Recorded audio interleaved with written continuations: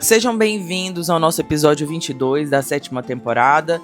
Hoje nós estamos no nosso 11º dia do projeto A Bússola, 70 dias de jejum, oração, consagração, devocional e reposicionamento.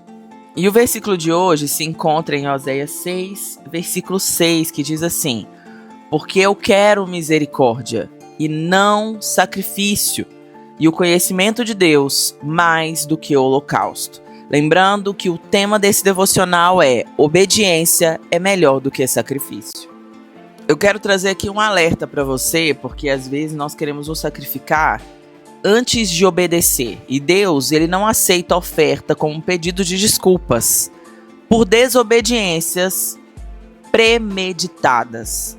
Eu me lembro que há muitos anos atrás, um pastor muito querido dizia assim: o pecado deve ser um acidente sobre a sua vida e não uma ação premeditada.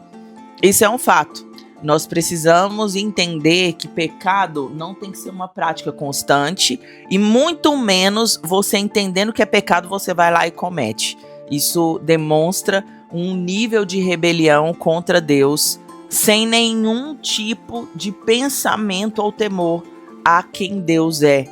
E esse texto fala a respeito do profeta Oséias, que vem reforçar esse padrão numa geração completamente diferente, mostrando que o problema nunca foi específico a respeito de uma pessoa.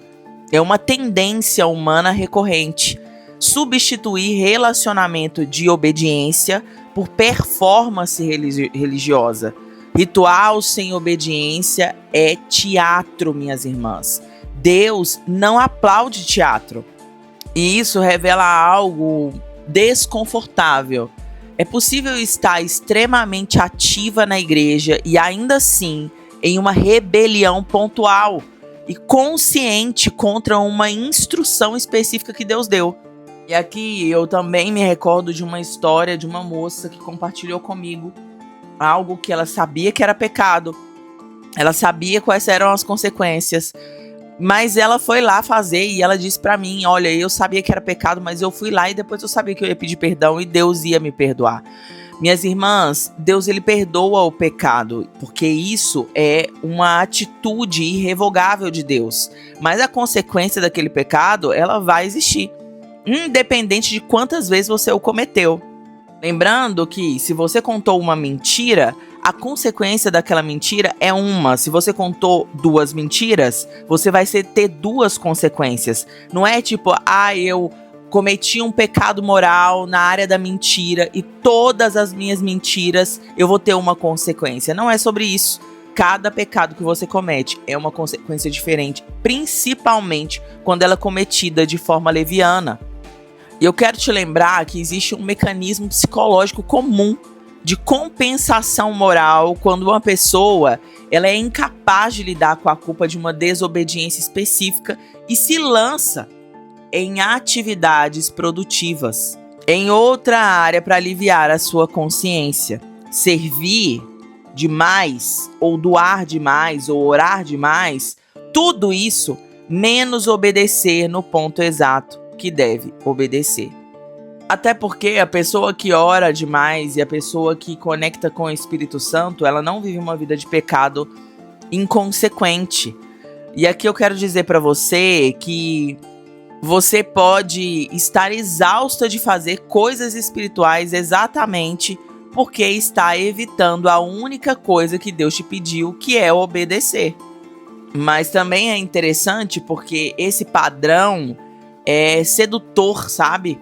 Porque ele produz uma sensação real de espiritualidade, de pertencimento. Afinal, jejuar, servir, doar são práticas genuinamente boas. O problema não está nelas, está em usá-las como moeda de troca, de barganha mesmo, para evitar o ponto da obediência que exige uma entrega real e total do seu coração. A atividade religiosa, ela alivia essa culpa temporariamente, sabe? Só que a obediência, ela resolve a raiz do problema.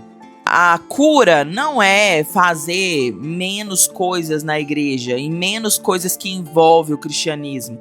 É parar de usar o cristianismo como um desvio para obedecer.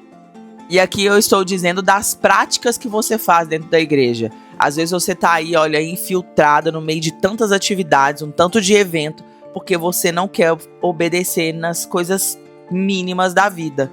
A obediência parcial, ela tem um padrão identificável. Cumprir 90% do que Deus pediu e negociar os últimos 10%. Geralmente, é exatamente onde está o maior custo pessoal. Um relacionamento a encerrar, uma mentira a confessar, um hábito a abandonar, uma direção a seguir mesmo sem entender o motivo. O ponto exato onde você resiste a obedecer costuma ser o ponto exato onde Deus está pedindo para você crescer.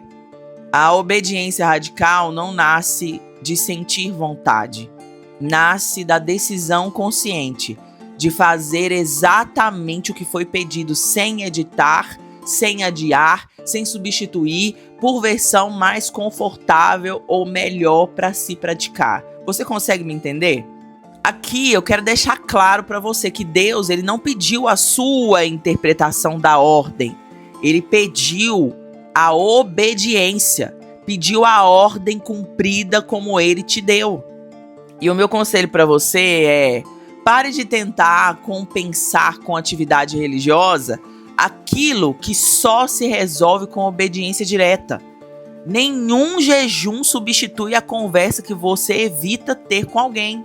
Nenhuma doação ou oração substitui a decisão que você precisa tomar. Você, minha irmã, não precisa fazer mais por Deus. Precisa fazer exatamente o que Ele te pediu. É simples assim. O detalhe que você prefere ignorar é, provavelmente, exatamente o lugar onde a obediência radical começa. É no detalhe pequeno e incômodo que se mede o tamanho real da sua entrega. Para o nosso tempo de reflexão, a minha pergunta para você é: existe uma instrução clara que Deus já te deu e você tem compensado com atividade religiosa, em vez de cumprir e obedecer a direção que Ele te deu? Pegue aí o seu diário de bordo, responda essa pergunta e se reposicione. Porque quem está em busca da presença faz o que precisa ser feito. E é simples assim. Amém? Que o Senhor te abençoe. E até o nosso próximo episódio, se o Senhor nos permitir.